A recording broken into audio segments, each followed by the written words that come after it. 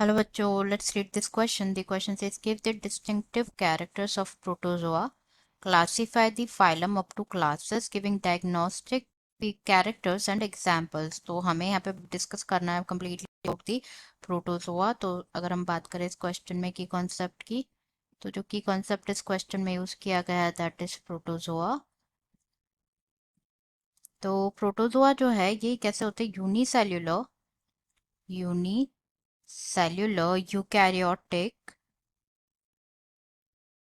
Eukaryotic and heterotrophic organisms होते हैं. Heterotrophic organisms होते हैं. ये आइदर फ्री लिविंग हो सकते हैं या पैरासाइट्स हो सकते हैं. तो बहुत सारे प्रोटोजोआ हैं जो कॉज करते हैं various diseases in animals and humans. For example जैसे प्लाज्मोडियम, ये क्या है? मलेरियल पैरासाइट होता है. प्लाज्मोडियम कॉज करता है malaria. Next is Trypanosoma,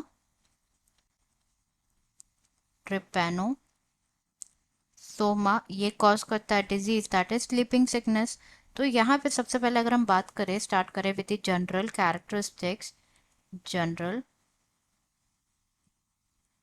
characters of the protozoa. तो सबसे पहले बात करेंगे हम हैबिटेट के बारे में. तो जो प्रोटोजोआ है ये मोस्टली एक्वेटिक एनवायरनमेंट में मिलते हैं. ये फ्रेश वाटर में रहते हैं और ओशंस में रहते हैं. They live in fresh water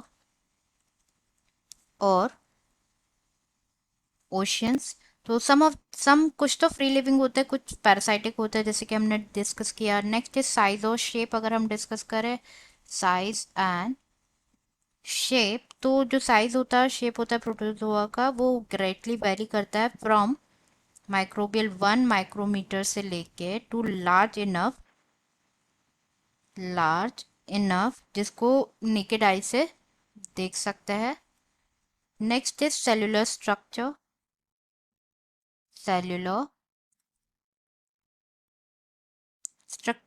तो ये जो है mostly one membrane bound nucleus होते हैं in a cell. One membrane bound nucleus होते हैं इन अ सेल. जो सी जो सीलिएट्स होते हैं दे हैव माइक्रो न्यूक्लियस. दो न्यूक्लियस होते हैं सीलिएट्स के पास. एक होता है micro nucleus and macro nucleus. दो न्यूक्लियस होते हैं.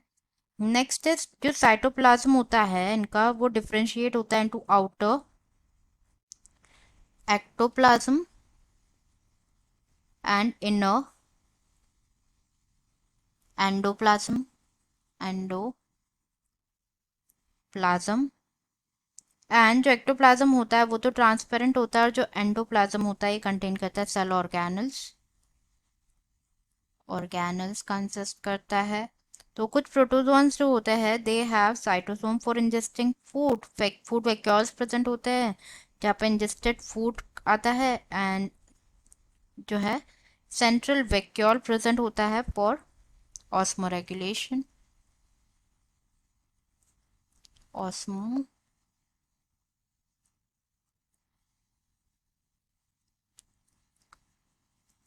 रेगुलेशन के लिए. नेक्स्ट बात करें न्यूट्रिशन की, तो जैसे कि हमने डिस्कस किया ये कैसे होता है? हेट्रोट्रॉपिक होता है, मतलब डिपेंड करते हैं दूसरे ऑर्गेनिज्म पे फॉर फूड. हेट्रोट्रॉपिक होते हैं.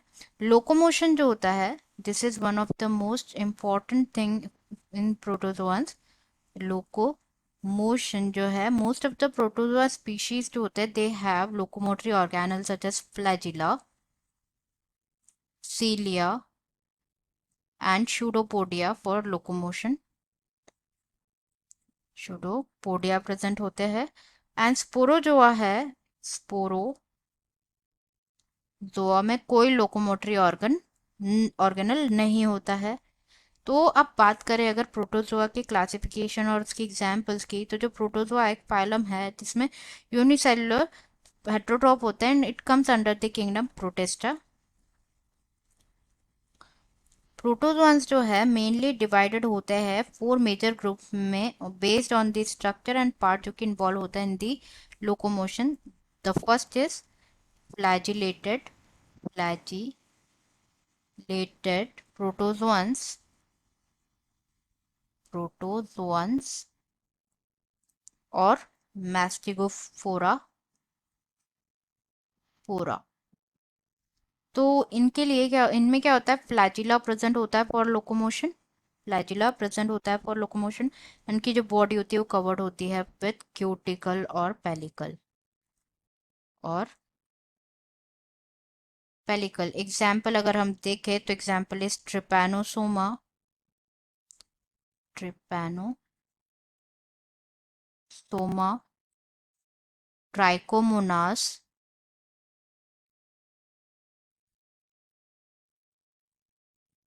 etc.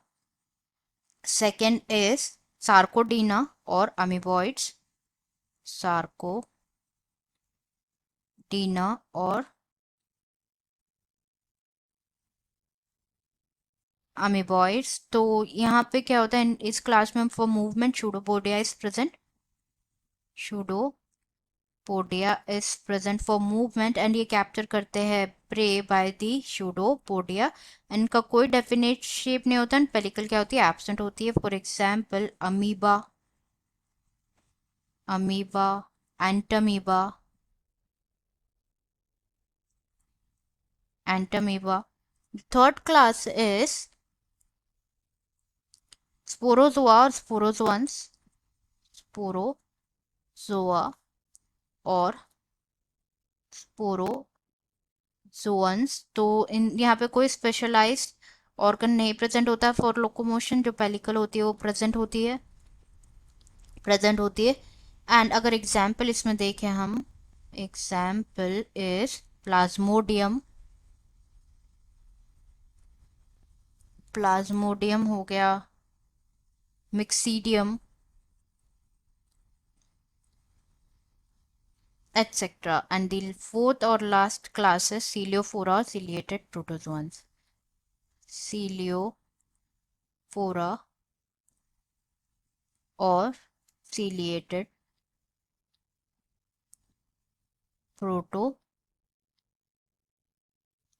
तो जो सीलियोफोरा और सिलियोटेड प्रोटोजोन्स होते हैं, दे हैव फिक्स्ड शेप होता है इनका due to covering of pellicle, and जो एक्वेटिक एंड मूव करते हैं actively with the help of cilia, for movement they have cilia, and जो पेलिकल है उसकी वजह से फिक्स शेप होता है, पेलिकल के वजह से फिक्स्ड शेप होता है। एग्जाम्पल अगर हम देखें, एग्जाम्पल इज पैरामीशियम,